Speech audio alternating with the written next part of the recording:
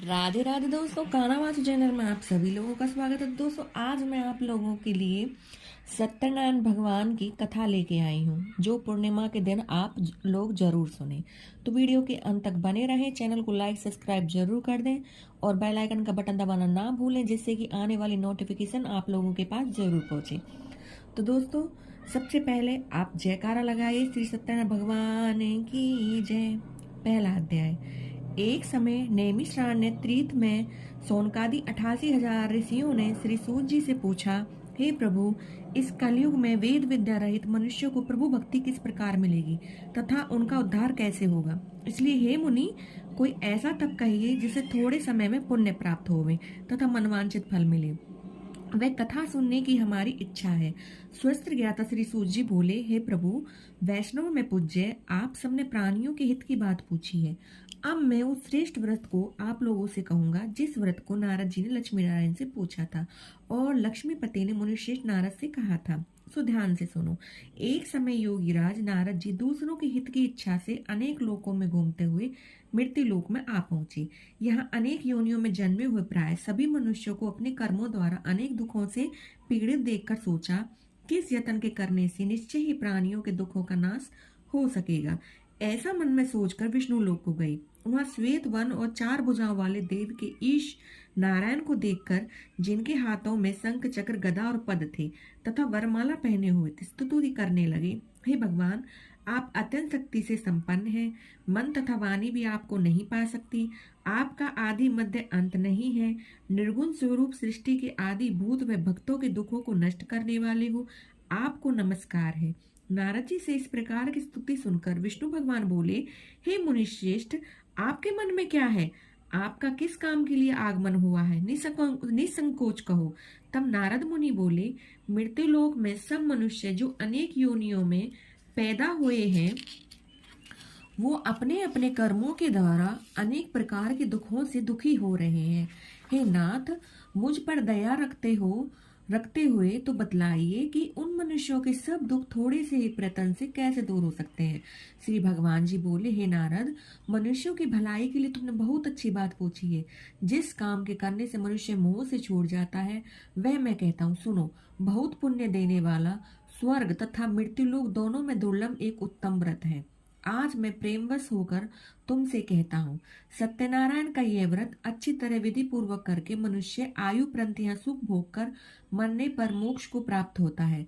श्री भगवान के वचन सुनकर नारद मुनि बोले कि उस व्रत का फल क्या है, क्या विधान और किसने यह व्रत किया है, किस दिन यह व्रत करना चाहिए, विस्तार से कहिए। भगवान बोले, दुख शोक आदि को दूर करने वाला, धन धान्य को बढ़ाने वाला, सौभाग्य तथा संतान को देने वाला, यह व्रत सब स्थानों पर विजयी करने वाला है।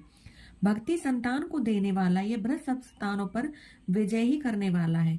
भक्ति और श्रद्धा के साथ किसी भी दिन मनुष्य श्री सत्यनारायण की प्रातः काल के समय ब्राह्मणों और बंधुओं के साथ धर्म परायण होकर पूजा करे। भक्ति भाव से नैवेद्य केले का फल, घी, दूध, गेहूं का चूर्ण सवाया लेवे। गेहूं के अभाव में साठी का चूर्ण, शक्कर, गुड़ लेवे और सब भक्षण योग्य पदार्थ जमा करा करके भगवान को अर्पण कर देवे।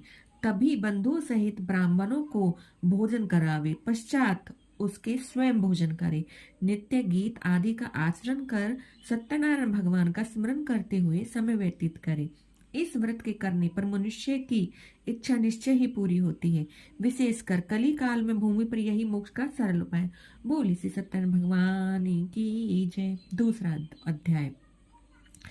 सूत जी बोले, हे ऋषियों, जिसने पहले समय में इस व्रत को किया है उसका इतिहास कहता हूँ, ध्यान से सुनो। सुंदर काशीपुरी नगरी में एक अत्यंत निर्धन ब्राह्मण रहता था। वह भूख और प्यास से बेचैन हुआ नित्य पृथ्वी पर घूमता था। ब्राह्मण से प्रेम करने वाला भगवान ने ब्राह्मण को दुखी देखकर बूढ़े ब्राह्मण का रूप धर उसके पास आदर के साथ पूछा, हे विप्र, नित्य दुखी हुआ पृथ्वी पर क्यों घूमता है?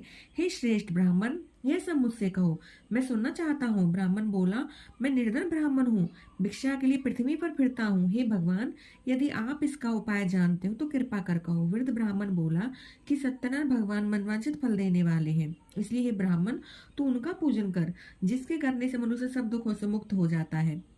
ब्राह्मण का को इस व्रत का सारा विधान बतलाकर बूढ़े ब्राह्मण का जो रूप धरने वाले थे वो सत्यनारायण भगवान अंतर्धान हो गए। जिस व्रत को वृद्ध ब्राह्मण ने बतलाया था मैं उसको करूंगा, यह निश्चय करने पर उसे रात में नींद भी नहीं आई। वह सवेरे उठ सत्यनारायण भगवान के व्रत का निश्चय कर भिक्षा के लिए चला गया। उसको भिक्षा में बहुत धन मिला, जैसे बंधु बांधवों के साथ उसने सत्यनारायण भगवान का व्रत किया। इसके करने से वह ब्राह्मण सब दुखों से छूटकर अनेक प्रकार की संपत्तियों से युक्त हुआ। उस समय से वह ब्राह्मण हर मास व्रत करने लगा। इस तरह सत्यनारायण भगवान के व्रत को जो भी करेगा वह मनुष्य सब दुखों से छूट जाएगा। इस तरह नारद जी से नारायण का कहा हुआ व्रत मैंने तुमसे कहा है। हे विप्र, मैं अब और क्या कहूँ। ऋषि बोले, हे मुनीश्वर, संसार में इस ब्राह्मण से सुनकर किस किस ने इस व्रत को किया है यह सब सुनना चाहते हैं। इसके लिए हमारे मन में श्रद्धा। सूत जी बोले, हे मुनियो, जिसने इस व्रत को किया है वह सब सुनो। एक समय एक ब्राह्मण धन और ऐश्वर्य के अनुसार बंधु बांधवों के साथ व्रत करने को तैयार हुआ। उसी समय एक लकड़ी बेचने वाला बूढ़ा आदमी आया और बाहर लकड़ियों को रखकर ब्राह्मण के मकान में गया। प्यास से दुखी लकड़हारा उनको व्रत करते देखकर ब्राह्मण को नमस्कार कर कहने लगा कि आप ये क्या कर रहे हैं, इसके करने से क्या फल मिलता है, कृपा करके मुझसे कहो। ब्राह्मण ने कहा, सब मनोकामनाओं को पूर्ण करने वाला यह सत्यनारायण भगवान का व्रत है। इसकी ही कृपा से यहाँ धन धान्य आदि की वृद्धि हुई है। ब्राह्मण से इस व्रत के बारे में जानकर लकड़हारा बहुत प्रसन्न हुआ। चन्ना मत ले आप प्रसाद खाने के बाद अपने घर को गया।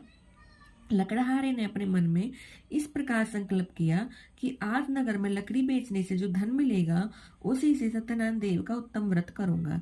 ये मन में विचार कर करके वह बूढ़ा आदमी लकड़ियां अपने सर पर रखकर जिस नगर में धनवान लोग रहते थे वह ऐसे सुंदर नगर में गया कि उस रोज वहां से उसे उन लकड़ियों का दाम पहले दिनों से चौगुना मिला। तब वह बूढ़ा लकड़हारा दाम ले अति प्रसन्न होकर पक्के केले की पुली, शक्कर, घी, दूध, दही और गेहूं का आटा इत्यादि सत्यनारायण भगवान के व्रत की कुल सामग्री लेकर अपने घर गया। फिर उसने अपने भाइयों को बुलाकर विधि के साथ भगवान जी का पूजन और व्रत किया। इस व्रत के प्रभाव से बूढ़ा लकड़हारा धन और पुत्र आदि से युक्त हुआ और संसार के समस्त सुख भोग कर बैकुंठ को चला गया। बोली सत्यनारायण भगवान की जय। तीसरा अध्याय। सूत जी बोले, हे श्रेष्ठ मुनियों, अब मैं आगे की कथा कहता हूँ, सुनो। पहले समय में उल्लामुख नाम का बुद्धिमान राजा था। वह सत्यवक्ता और जितेंद्री था। प्रतिदिन देव स्थानों पर जाता और गरीबों का धन देकर उनके कष्ट दूर करता था। उसकी पत्नी कमल के समान मुख वाली थी और सती साध्वी थी। भद्रशिला नदी के तट पर उन लोगों ने श्री सत्यनारायण भगवान का व्रत किया। उस समय में वहां एक साधु वैश्य आया। उसके पास व्यापार के लिए बहुत सा धन था। वह नाव को किनारे पर ठहरा कर राजा के पास आ गया और राजा को व्रत करते हुए देखकर विनय के साथ पूछने लगा, हे राजन, आप भक्ति युक्त चित्त से यह आप क्या कर रहे हैं? मेरी सुनने की इच्छा है, सो आप यह मुझे बतलाइए। राजा बोला, हे साधु, अपने बांधवों के साथ पुत्रादि की प्राप्ति के लिए ये महाशक्तिवान सत्यनारायण भगवान का व्रत व पूजन किया जा रहा है। राजा के वचन सुनकर साधु आदर से बोला, हे राजन, मुझसे इसका संविधान कहो, मैं भी आपकी कथा अनुसार इस व्रत को करूंगा। मेरे भी कोई संतान नहीं है और इससे निश्चय ही होगी। राजा से संविधान सुन व्यापार से निवृत्त वह आनंद के साथ घर गया। साधु ने अपनी स्त्री से संतान देने वाले उस व्रत का समाचार सुनाया। कहा कि जब मेरी संतान होगी तब मैं इस व्रत को करूंगा। साधु ने ऐसे वचन अपनी स्त्री लीलावती से कहे। एक दिन उसकी स्त्री लीलावती पति के साथ आनंद हो संसार धर्म में प्रवृत्त होकर सत्यनारायण भगवान की कृपा से गर्भवती हो गई। 10वें महीने में उसके एक सुंदर कन्या का जन्म हुआ। दिनों दिनों वह इस तरह बढ़ने लगी जैसे शुक्ल पक्ष का चंद्रमा बढ़ता है। कन्या का नाम लीलावती रखा गया। तब कलावती ने मीठे शब्दों में अपने पति से कहा, जो आपने संकल्प किया है कि मैं भगवान का व्रत करूंगा सो आप करिए। साधु बोला, हे प्रिय, इसके विवाह पर करूंगा। इस प्रकार अपनी पत्नी को आश्वासन दे नगर को गया। कलावती पितृगृह में वृद्धि को प्राप्त हो गई। साधु ने जब नगर में सखियों के साथ अपनी पुत्री को देखा तो तुरंत दूत बुलाकर कहा कि पुत्री के वास्ते कोई सुयोग्य वर लेकर आओ। साधु की आज्ञा पाकर दूत कंचन नगर पहुंचा। वहां पर बड़ी खोज पर देखभाल कर लड़की के लिए सुयोग्य वानिक पुत्र को ले आया। उस सुयोग्य लड़के को देखकर साधु ने अपने बंधुओं बांधवों सहित प्रसन्नचित्त अपनी पुत्री का विवाह उसके साथ कर दिया, किंतु दुर्भाग्य से विवाह के समय भी उस व्रत को करना भूल गया। तब श्री भगवान क्रोधित हो गए और श्राप दिया कि तुम्हें दारुण दुख प्राप्त होगा। अपने कार्य में कुशल साधु बनिया जमाता सहित समुद्र के समीप स्थित रतनपुर नगर में गया। वहां दोनों ससुर जमाई चंद्रकेतु राजा के उस नगर में व्यापार करने लगे। एक रोज भगवान सत्यनारायण की माया से प्रेरित कोई चोर राजा का धन चुराकर भागा जा रहा था, किंतु राजा के दूतों को आता देखकर चोर ने घबराकर भागते हुए राजा के धन को वहीं चुपचाप रख दिया जहां ससुर जमाई ठहरे हुए थे।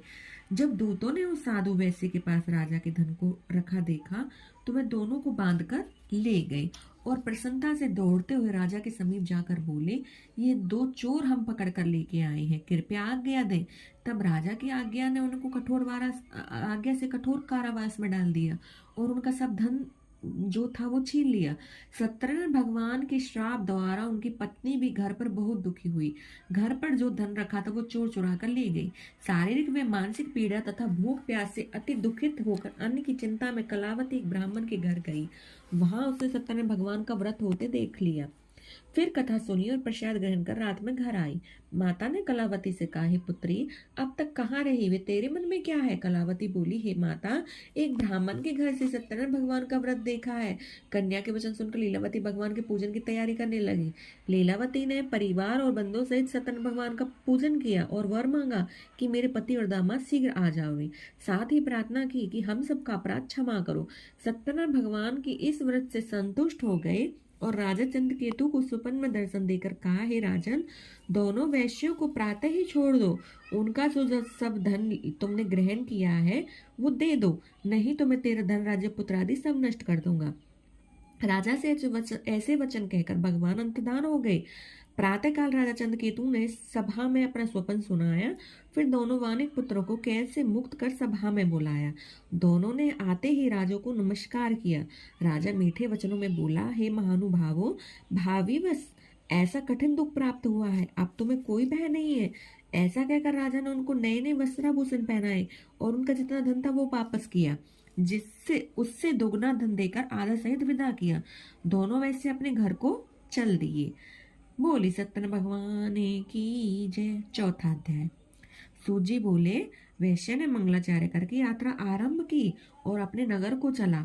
उनके थोड़ी दूर निकलने पर दंडी वेशधारी सत्यनारायण ने उनसे पूछा, हे साधु, तेरे नाम में क्या है? अभिमानी वानिक हंसता हुआ बोला, हे दंडी, आप क्यों पूछते हो? क्या धन लेने की इच्छा है? मेरी नाव तो बेल पत्ते से भरी हुई है। वैश्य का कठोर वचन सुनकर भगवान ने कहा, तुम्हारा वचन सत्य हो। दंडी ऐसा कहकर वहां से दूर चले गए। कुछ दूर जाकर समुद्र के किनारे बैठ गए। दंडी के जाने पर वैश्य ने नित्य क्रिया करने के बाद नाव को ऊंची उठा देखकर अचंभा किया। नाव में बेल पत्ते आदि देखकर मूर्छित तो जमीन पर गिर पड़ा। फिर मूर्छा खुलने पर अतः शोक प्रकट करने लगा। तब उसका दामाद बोला कि आप शोक ना करें, ये दंडी का श्राप है, अतः उनकी शरण में चलना चाहिए, तभी हमारी मनोकामना पूरी होगी। दामाद के वचन सुनकर साधु वानिक दंडी के पास पहुंचा और अत्यंत भक्ति भाव से नमस्कार करके बोला, हे भगवान, आपके माया से मोहित ब्रह्मा आदि भी आपके रूप को नहीं जानते, तो मैं अज्ञानी कैसे जान सकूंगा? आप प्रसन्न होइए, मैं सामर्थ्य के अनुसार आपकी पूजा करूंगा। मेरी रक्षा करो और पहले के समान नौका में धन भर दो।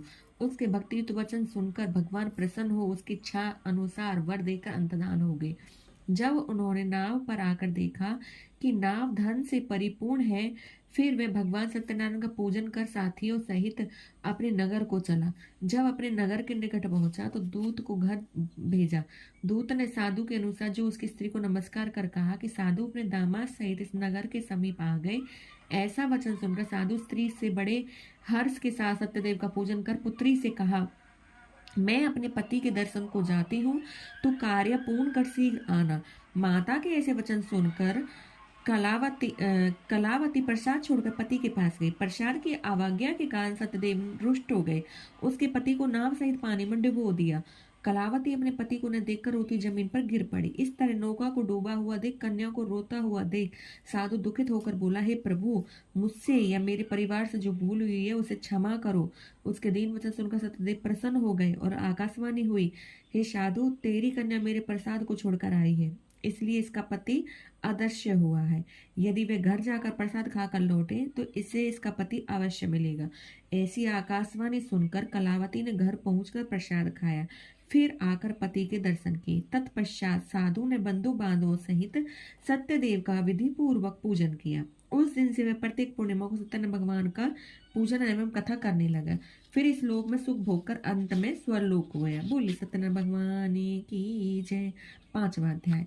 सूत जी बोले, हे ऋषियों, मैं और भी कथा कहता हूँ, सुनो। प्रजा पालन में लीन तुग्धवंज नाम का एक राजा था। उसने भी भगवान का प्रसाद त्याग कर बहुत दुख पाया। एक समय वन में जाकर वन्य पशुओं को मारकर बढ़ के नीचे आया। वहां उसने ग्वालों को भक्ति भाव से बांधवों सहित सत्यनारायण जी का पूजन करते हुए देखा। राजा देखकर भी अभिमानी वश वहां नहीं गया। उन्हें नमस्कार किया। जब ग्वालों ने भगवान को प्रसाद उसके सामने रखा तो वह प्रसाद को त्याग कर अपनी सुंदर नगरी को चला गया। वहीं उसने सब कुछ नष्ट पाया। वह जान गया यह सब भगवान ने किया है। तब वह विश्वास कर ग्वालों के समीप गया, विधि पूर्वक पूजन कर प्रसाद खाया और सत्यदेव की कृपा से पहले जैसा था वैसा हो गया। फिर दीर्घ काल तक सुख भोग कर मरने पर स्वर्लोक हो गया। जो मनुष्य इस परम दुर्लभ व्रत को करेगा, भगवान की कृपा से उसे धन धान्य की प्राप्ति होती है तथा सब मनोरथ पूर्ण होकर अंत में बैकुंठ धाम को जाता है। जिन्होंने पहले इस व्रत को किया है, अब उनके दूसरे जन्म की कथा कहता हूँ। वृद्ध सतानंद ब्राह्मण ने सुदामा का जन्म लेकर मोक्ष पाया। उल्लामुख नाम का राजा दशरथ होकर बैकुंठ को प्राप्त हुआ। साधु नाम की वैश्य ने मोर ध्वज बनकर अपने पुत्र को आरे से चीरकर मोक्ष को प्राप्त किया। महाराज तुग्ध्वज ने स्वयंभू होकर भगवान भक्ति कर्म कर मोक्ष प्राप्त किया।